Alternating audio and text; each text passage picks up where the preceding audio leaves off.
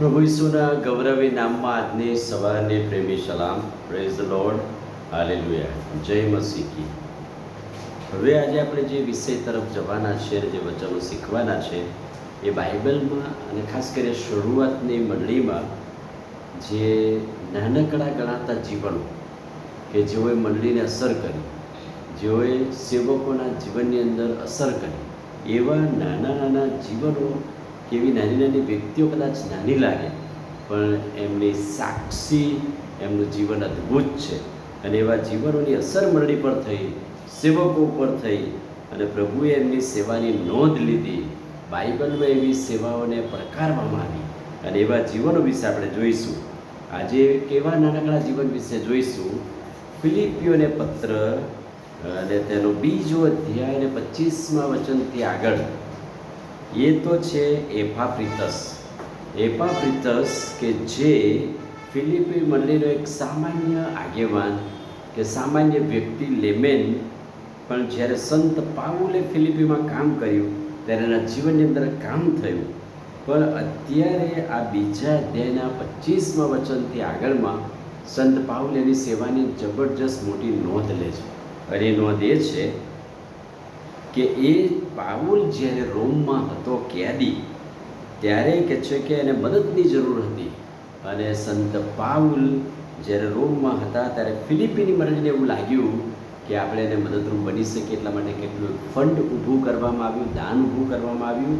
અને દાન ધર્મની સેવા લઈને કોને મૂકવામાં આવે? કોણ એવો વિશ્વાસુ વ્યક્તિ હોય કે જે રોમમાં પાઉલ પાસે જાય અને એને મદદરૂપ બને? અને એટલે એપાફ્રિતસની પસંદગી કરવામાં આવી. ફિલિપીઓને પત્ર 2 અધ્યાય 25મા વચનથી આગળ. અને એટલે સંત પાઉલ એપાફ્રિત વિશે શું કહે છે? એ એમ કહે છે કે ખ્રિસ્તમાં મારો ભાઈ એવી નોંધ કરે છે. સામાન્ય જીવન, સામાન્ય વ્યક્તિ કે જેના જીવનની અસર ફિલિપીની મંડળીમાં થઈ અને એ અસરના લીધે જ્યારે રોમમાં પાઉલ પાસે આવે છે ત્યારે કહે છે કે તેની માંદગી આવી અને મરણતોલ માંદો થાય. એવી માંદગી સમયે પાઉલ તેને તત્કાળ ફિલિપી મોકલી દે છે. અને ફિલિપી મોકલે છે ત્યારે એક પત્ર લખીને મોકલે છે.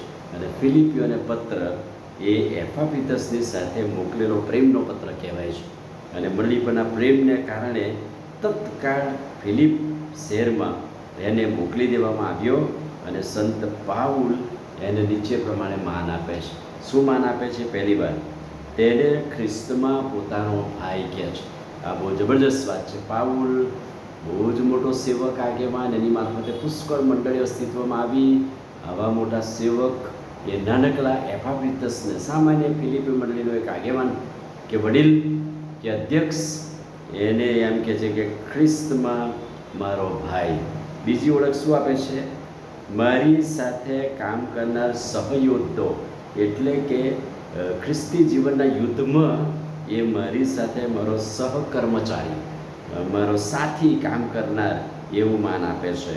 ત્રીજી વાત, મંડળી તરફથી મોકલેલ અને મારો ખપ પૂરો પાડનાર અને દાન ધર્મની સેવા કરનાર.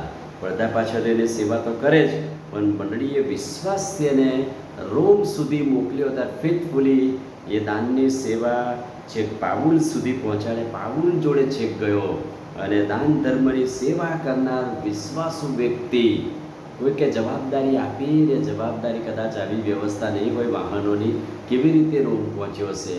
એને રોમમાં કેવી રીતે જવા દીધો હશે? જેલમાં કેવી રીતે જવા દીધો હશે? પણ કહે છે કે ફેથફુલી દાન ધર્મની સેવા પહોંચાડનાર તો એ હોય તો એ એપાફ્રિતસ છે. અને ચોથી વાત, પોતાનો જીવ જોખમમાં મૂકી સેવા કરનાર વ્યક્તિ. એટલી બધી માંદગી એના શરીરમાં આવી, મુશ્કેલીઓ આવી, છતાંય પોતાનું જીવન જોખમમાં મૂકીને નાના પાડી કે હું નહીં જઉં, મારે માંદગી છે, શરીરમાં તકલીફ છે. અને જ્યારે પાઉલને એવું લાગ્યું કે હવે એની તબિયત સારી નથી, ત્યારે તત્કાળ ફિલિપી પાછો મોકલે. સંત પાઉલ એના માટે શું વિનંતી કરે છે? પહેલી વાર, આવી વ્યક્તિઓને પૂર્ણ આનંદ સહિત મંડળી તરીકે તમે તેનો આદર સત્કાર કરો અને એને માન આપો, માન યોગ્ય ગણો. મંડળીને વિનંતી કરી કે ભાઈ એણે ગજબની સેવા કરી છે મારી સાથે, અને આવી વ્યક્તિને મંડળીએ સન્માનવી જોઈએ. પડદા પાછળ રહીને સેવા કરનાર લોકોની સેવાની નોંધ થાય કે ના થાય, એપાફ્રિત્સ માટે સંત પાઉલે ફિલિપીની મંડળીને લખ્યું કે આવી વ્યક્તિને આદર સત્કાર કરો. બીજી વાત, તમારા પ્રેમ અને દાનથી હું ભરપૂર છું. બીજી વાત મંડળીને શું આપી સંત પાઉલે? તમે જે દાન મોકલ્યું, તમે જે ભેટ મોકલી, એનાથી હું ભરપૂર છું. અને એના માટે મારો ભાઈ એપાફ્રિત્સ, તમારો સેવક, મારો ભાઈ પણ એ મંડળીનો આગેવાન, એનો એ આભાર માને છે અને એમ કહે છે કે એના શરીરે એને સાથ ના આપ્યું. માંદગી હતી, તકલીફો હતી, મુશ્કેલીઓ હતી, પણ છતાંય જીવ જોખમમાં મૂકીને આવે છે. ત્યારે પાઉલ એમ કહે છે કે હું એને પાછો મોકલી દઉં છું, તમે એનો આદર સત્કાર કરજો, એને માન આપજો.